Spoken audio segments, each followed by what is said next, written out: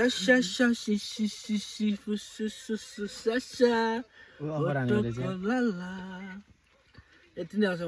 hello everyone, welcome back to my channel. सबैजनालाई स्वागत छ।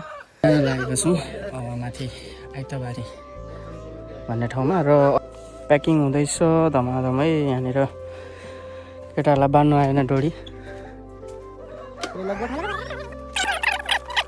मेरो बाइकलाई पनि बोकायो केटाले यार। यो भरे राति नाइट गीतहरू सुनेर डान्सहरू गर्दै त्यहाँनिर रमाइलोको लागि गिटारहरू बोकिरहेछौँ बादमा। अहिले हामी जाति जानेछौँ 1 hour later तिरपलको लागि किल हामीले लाउँदैछौँ। कस्तो छ?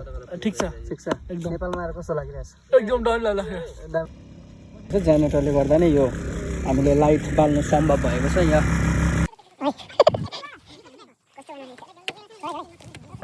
पकाउँदैछ भाइहरूले। ओ विवेक सर कस्तो हुँदैछ भने? ठिकठाकै छ है। हाम्रो रोजदेव भाइले हाम्रो अलिकति टेन्टहरू यो फाटेको कारणले गर्दा हामीले यसरी गऱ्यौँ म्यानेज हामीले। अहिले यहाँनिर हामीले क्याम्पिङको लागि पुरै हामीले टेन्टहरू लगाइसकेका छौँ। हाम्रो यो चाहिँ यतापट्टि चाहिँ तिरपल हामीले लगाएको छौँ भने यहाँ चाहिँ टेन्ट लगाइसकेका छौँ हाम्रो भाइ र मैले।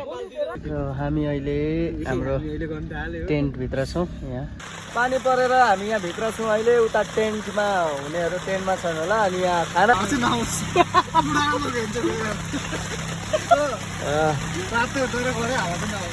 tomorrow अफ्रिकन गीत गाउनु गइरहेको छु।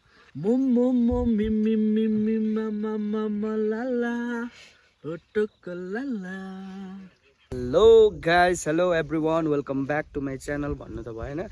Hello everyone, good morning and जय मसी नमस्ते। र यहाँ अहिले हामी उठिसकेका छौँ। हाम्रो रहेको क्याम्पिङ गर्न आएको हाम्रो तिरपल टेन्ट चाहिँ रह्यो, तर यो टेन्टले चाहिँ हामीलाई एकदमै धोका दिएको छ। अनि राति नै यसलाई फुकाएर यसरी ढुङ्गाले किचाएर यो हालतमा चाहिँ हेर्न सक्नुहुन्छ। र हामी बसेको ठाउँ यस्तो छ। अनि माथि छ बाइक हामीले पार्किङ गरेका छौँ भनेदेखिलाई यो वरिपरि यो सुन्दर दृश्यलाई तपाईँले यो बिहानी हेर्न सक्नुहुन्छ। यस प्रकार छ। अनि अहिलेलाई यो दृश्य यसरी देखिँदैछ भनेदेखिलाई भरे अलिकति क्लिन भएपछि तपाईँहरूले हेर्न सक्नुहुन्छ। र यो चाहिँ एकदमै लेक एरिया भएकोले गर्दा यहाँ एकदमै चिसो छ। यो चाहिँ लेक हो। अनि यहाँ हेर्न सक्नुहुन्छ साथीहरू ज्याकेट लगाएको छ, म पनि ज्याकेट लगाएको छु है। भ्यू पोइन्ट चाहिँ विशेष यहाँबाट हामी हेर्छौँ। अनि साथै त्यो ढुङ्गा त्यहाँनिर गएर फोटोहरू खिच्ने ठाउँ यहाँ। अनि यो मुनि टोटली तपाईँले हेर्न सक्नुहुन्छ लेटाङ, मधुमला, दमक सबै यहाँबाट देख्न सक्नुहुन्छ।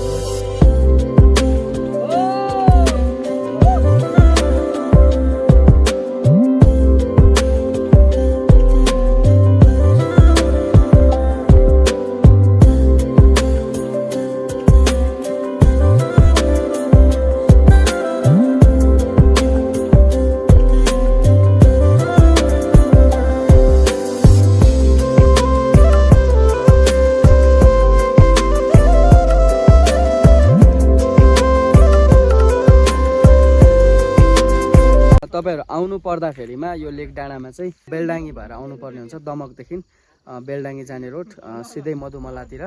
अनि मधुमलादेखि टाढी भएर तपाईँहरू आउनुपर्ने हुन्छ। टाढी तल निकै गर्मी भएको कारणले गर्दा गर्मीको महिनामा समर सिजनमा यस ठाउँमा भिजिट गर्नको लागि चाहिँ सबैलाई म सजेस्ट गर्छु है।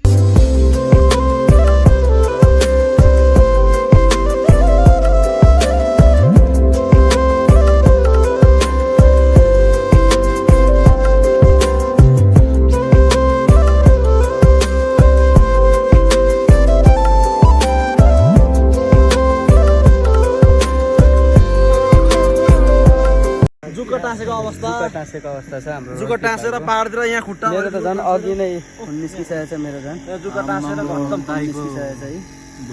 र यहाँ प्याकिङ हुँदैछ।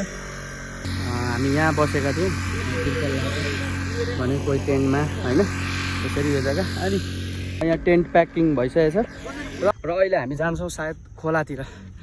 अब खोलामा गएर खोलातिरै पकाएर खाएर हैन अनि फेरि हामी निस्कन्छौँ भरे बेलुकातिर र ओके गाइज स्टे ट्युन है त च्यानलमा बनिराख्नु होला A few moments later.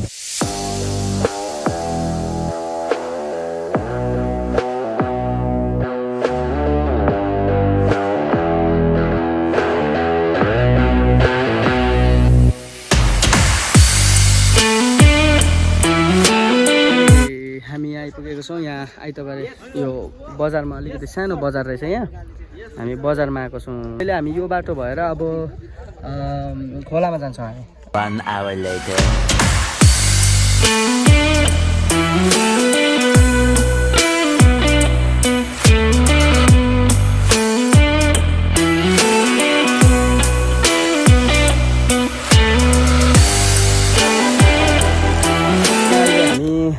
यो खोलामा आइसकेका छौँ र अहिले अब हामी यहाँनिर खाना बनाउन लागिरहेको छौँ खाना हामीले अब सुँगुरको मासु छ त्यसमा सेकुवा बनाएर ढुङ्गामा सेकेर पनि खाने विचार छ र अहिलेको लागि यहाँ हामी चुला तयार गर्दैछौँ ढुङ्गा फुटाएर यो बनाएको हो हेर्न सक्नुहुन्छ यो चाहिँ मासु पोली खानको लागि हो वाउ दामी बनायौँ फुटाएर दामी एकैछिन निकाल ओ दोस्त यो चाहिँ मुनि बनाउनुपर्छ क्या त्यसको चुर निक्लिन्छ नि त दोस्तो चाहिँ हुन्छ यो धुएर ल्याउँ न त धुएर चाइनिज स्टाइलले बनाउनु होला सेकुवा बनाएर खानुको लागि आगो बालिँदैछ यहाँ हेर्नु सक्नुहुँदैछ यहाँ हेर्नुहोस् यहाँनिर सुन खोज्दैछ भाइले यो खोलामा सुन पाउँछ अरे हो हेर्नुहुँदैछ कहिले तासिरहनु बोक्रा आलु कति यहाँ काम चल्दैछ हेर्न सक्नुहुन्छ सिलौटो हुँदैछ यो खोलामा मासु रेडी छ र यहाँ भात बसाइसकेको छ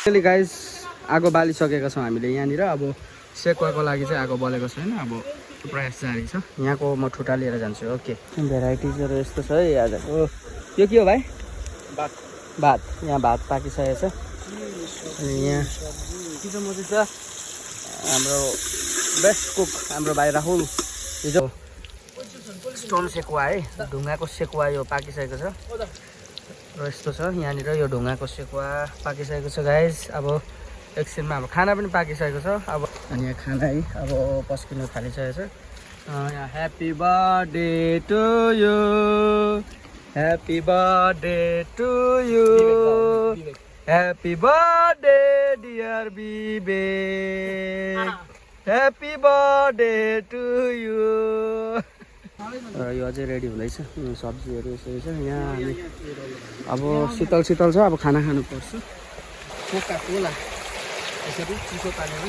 राख्नुपर्छ सबैले आफ्नो आफ्नो भाग लिएर अब यहाँनिर भाग लिएर हुँदैछन् विवेक त्यहाँको पुनी ल्याउ न यार यो पाँचै रहेछ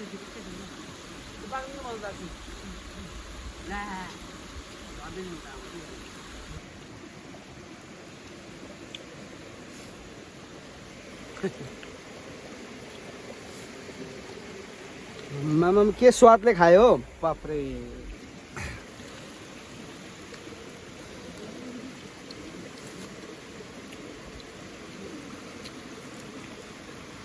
मिठो मिठो भयो अहिले हामी अब सबै हामीले खानासाना खाइसकेर अबबाट लाग्दैछौँ आजको हिजोको है हाम्रो क्याम्पिङ सकिसकेको छ है थ्याङ्क यू सो मच च्यानलमा बनिराख्नु भएको लागि भिडियो मन पराइदिनु भएको लागि सो ओके आजको लागि भिडियो आजको लागि ब्लगिङ यति नै छ र सबैजनालाई फेरि पनि आउँदो नेक्स्ट ब्लग नआएसम्म मेरो च्यानलमा बनिराख्नु होला अनि भिडियो मन परेमा लाइक अनि सेयर सब्सक्राइब गर्न नबिर्सिदिनु होला ओके बाई